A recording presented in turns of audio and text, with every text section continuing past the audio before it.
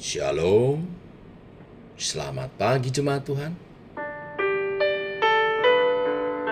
Berjumpa kembali dalam doa pagi online. Seperti yang kau ingini.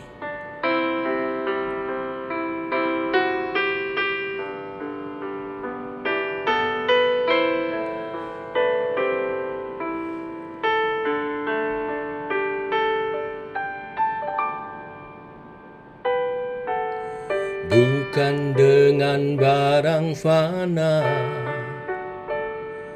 kau membayar dosaku, dengan darah yang mahal, tiada noda dan celah. Bukan dengan emas perak kau menebus diriku, oleh segenap kasih dan pengorbananmu, ku telah mati dan tinggalkan cara hidupku yang lama. Semuanya sia-sia dan tak berarti lagi. Hidup ini ku letakkan pada mezbah-Mu ya Tuhan. Jadilah padaku seperti yang Kau ingini.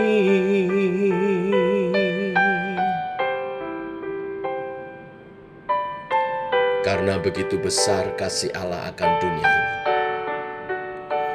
sehingga Ia telah mengaruniakan anaknya yang tunggal, supaya setiap orang yang percaya kepadanya tidak binasa, melainkan peroleh hidup yang kekal.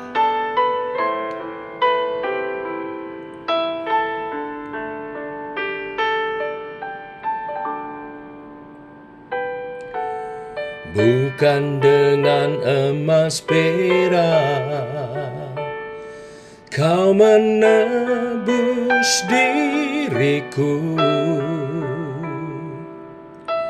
oleh segenap kasih dan pengorbananmu, ku telah mati dan tinggalkan cara hidupku yang lama. Semuanya sia-sia dan tak berarti lagi. Hidup ini ku letakkan pada mezbah-Mu ya Tuhan. Jadilah padaku seperti yang Kau ingini. Ku telah mati dan tinggalkan cara hidupku yang lama. Semuanya sia-sia dan tak berarti lagi. Hidup ini ku letakkan pada mezbah-Mu ya Tuhan. Jadilah padaku seperti yang Kau ingini. Jadilah padaku seperti, jadilah padaku seperti, jadilah padaku seperti yang kau ingini.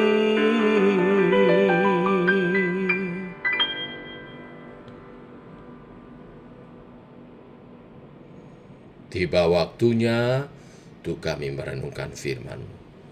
Firman-Mu lah suluh dan terang bagi jalan kami. Berfirman Tuhan, terangi jalan kami, tuntun langkah kami oleh kebenaran firman yang sebentar kami renungkan. Dalam nama Tuhan Yesus Kristus. Amin. Bapak Ibu, kita lanjutkan renungan firman pada pagi hari ini. Hari ini Roma 6 ayat 1 sampai yang ke-14. Demikian firman Tuhan. Jika demikian, apakah yang akan kita katakan? Bolehkah kita bertekun di dalam dosa supaya semakin bertambah kasih karunia itu? Sekali-kali tidak. Bukankah kita telah mati bagi dosa? Bagaimanakah kita masih dapat hidup di dalamnya?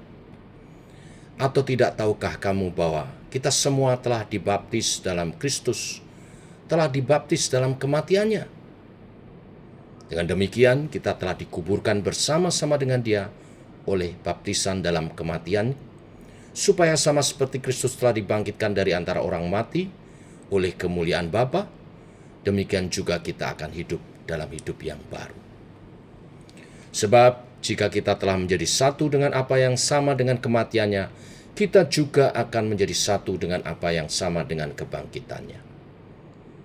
Karena kita tahu bahwa manusia lama kita telah turut disalibkan, supaya tubuh dosa kita hilang kuasanya, agar jangan kita menghambakan diri lagi kepada dosa. Sebab siapa yang telah mati, ia telah bebas dari dosa. Jadi, jika kita telah mati dengan Kristus, kita percaya bahwa kita akan hidup juga dengan Dia. Karena kita tahu bahwa Kristus sesudah Ia bangkit dari antara orang mati, tidak mati lagi, maut tidak berkuasa lagi atas Dia, sebab kematiannya adalah kematian terhadap dosa, satu kali dan untuk selama-lamanya, dan hidupnya adalah kehidupan bagi Allah. Demikianlah hendaklah kamu memandangnya, bahwa kamu telah mati bagi dosa, tetapi kamu hidup bagi Allah dalam Kristus Yesus. Sebab itu hendaklah dosa jangan berkuasa lagi di dalam tubuhmu yang fana, supaya kamu jangan lagi menuruti keinginannya. Dan janganlah kamu menyerahkan anggota-anggota tubuhmu kepada dosa untuk dipakai sebagai senjata kelaliman. Tetapi serahkanlah dirimu kepada Allah sebagai orang-orang yang dahulu mati, tetapi sekarang hidup. Dan serahkanlah anggota tubuhmu kepada Allah untuk menjadi senjata-senjata kebenaran. Sebab kamu tidak akan dikuasai oleh dosa, karena kamu tidak berada di bawah hukum Taurat, tetapi di bawah kasih karunia. Amin. Demikian pembacaan kita. Bapak Ibu jemaat Tuhan. Bapak Ibu, renungan firman pada pagi hari ini saya memberi judul Mati dan Bangkit Bersama dengan Kristus. Dilatar belakangi dengan Roma pasal 5, 7 hari berturut-turut kita telah membahas 7 berkat kebahagiaan karena Injil. 10 hari yang lalu, karena 10 hari kita mendengar renungan tentang bagaimana hidup dalam roh. 7 berkat kebahagiaan karena Injil, garis besarnya adalah semua itu karena anugerah. Saat kita percaya Yesus sebagai Tuhan dan Juru Selamat, oleh anugerahnya kita menerima keselamatan dan 7 berkat kebahagiaan yang menyertainya. Lalu di akhir pasal 5 kitab Roma, timbul satu pertanyaan besar. Kalau anugerah Tuhan begitu besar, melampaui segala dosa dan pelanggaran kita, kenapa enggak sekalian saja kita hidup dalam dosa biar anugerah makin nyata, makin besarnya? Dan ini Menjadi pertanyaan bagi banyak orang, bagaimana kita harus hidup setelah percaya Kristus? Jawabannya, itu mustahil kita hidup dalam dosa kembali, karena kita sudah mati dan dibangkitkan bersama dengan Kristus. Mari kita urai satu demi satu. Nanti baca lagi ayat 1-4 yang menunjukkan kita telah mati terhadap dosa. Bagaimana mungkin kita yang telah mati terhadap dosa hidup lagi di dalamnya? Rasul Paulus menggambarkan seperti baptisan. Baptisan itu sebuah simbol ketika kita diselamkan. Itu gambaran penguburan identitas lama kita, manusia lama kita. Dikuburkan bersama Kristus saat mati di kayu salib. Saat itu status kita berubah, bukan lagi budak dosa. Fakta historis, bukan perasaan. Kita telah mati terhadap dosa karena Kristus sudah mati menggantikan kita. Ayat-ayat ini, ayat 1-4, mengingatkan kepada kita untuk berhenti hidup seperti orang yang belum diselamatkan. Orang yang telah menerima keselamatan, mati bagi dosa, menyalibkan dagingnya bersama Kristus. Dan itu ditandai dengan lahir baru, memberi diri dibaptis. Selanjutnya, bagian yang kedua, ayat 5-10. Ayat 4 tadi diakhiri dengan kita telah dikuburkan bersama-sama dengan Dia oleh baptisan dalam kematiannya, supaya kita juga hidup dalam hidup yang baru. Ayat 5-10 menyambung, kita telah dibangkitkan dalam hidup yang baru. Kebangkitan Kristus bukan cuma buat Kristus. Saat kita percaya dan kita bertobat, kita juga dipersatukan dengan Dia dalam kebangkitannya. Hidup baru artinya kuasa, tujuan, dan arah hidup kita diubahkan. Dosa kehilangan kuasa mengikat tubuh kita karena telah dimatikan, dilumpuhkan. Sebaliknya, kita hidup dalam semangat kebangkitan Kristus. Jadi tidak perlu ada yang ditakutkan lagi, tidak perlu ada rasa takut gagal, karena sumber kekuatan kita adalah kebangkitan Kristus. Kuasa hidup baru dari kebangkitan Kristus, bukan kekuatan kita. Nah, akhirnya kita sampai kepada kesimpulan dari perikop ini, yaitu kita yang telah menerima Yesus Kristus sebagai Tuhan dan Juru Selamat kita, menghidupi pertobatan kita dengan identitas baru kita sebagai ciptaan baru di dalam Kristus. Kita sudah mati bagi dosa, kita hidup bagi Allah dalam Kristus. Imani secara fakta. Jangan tunggu merasa suci dengan berusaha. Hidup suci dimulai dari percaya siapa kita di dalam Kristus. Ini bicara identitas baru kita.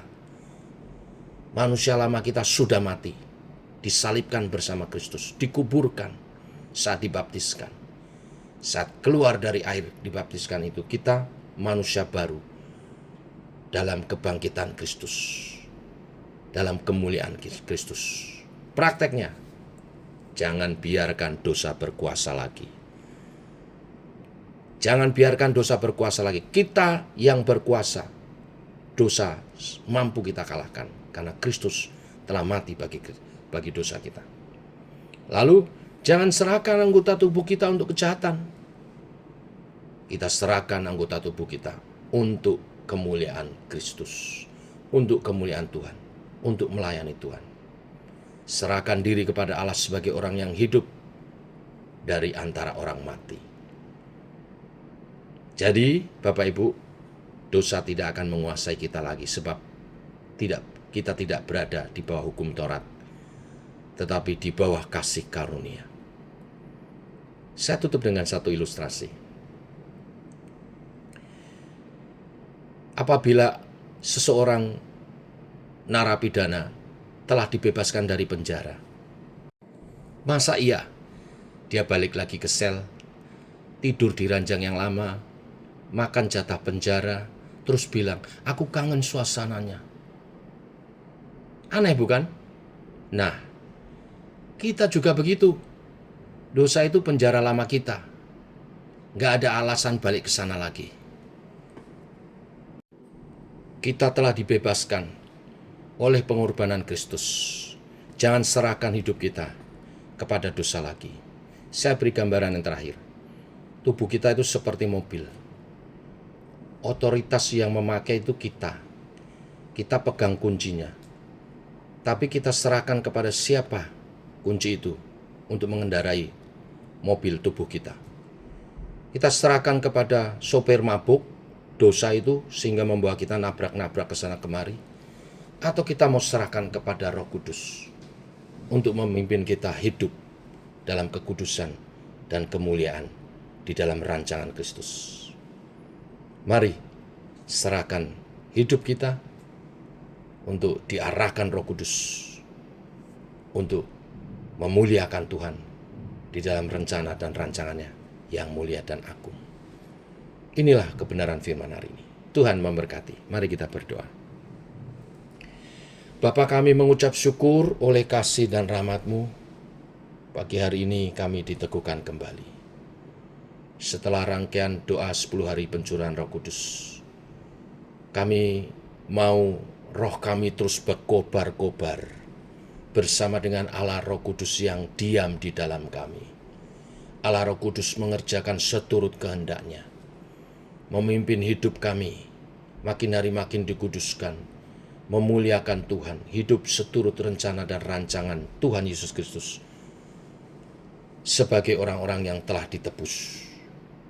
Kami mati bagi dosa untuk hidup bagi kemuliaan Tuhan. Allah Roh Kudus, tuntunlah, pimpinlah kehendak, kerinduan, cita-cita sampai nyata dalam tingkah laku perbuatan, tutur kata kami. Sehingga rencana-Mu digenapi. Berkati semua anak-anak-Mu yang pagi hari ini berdoa bersama dengan hamba-Mu.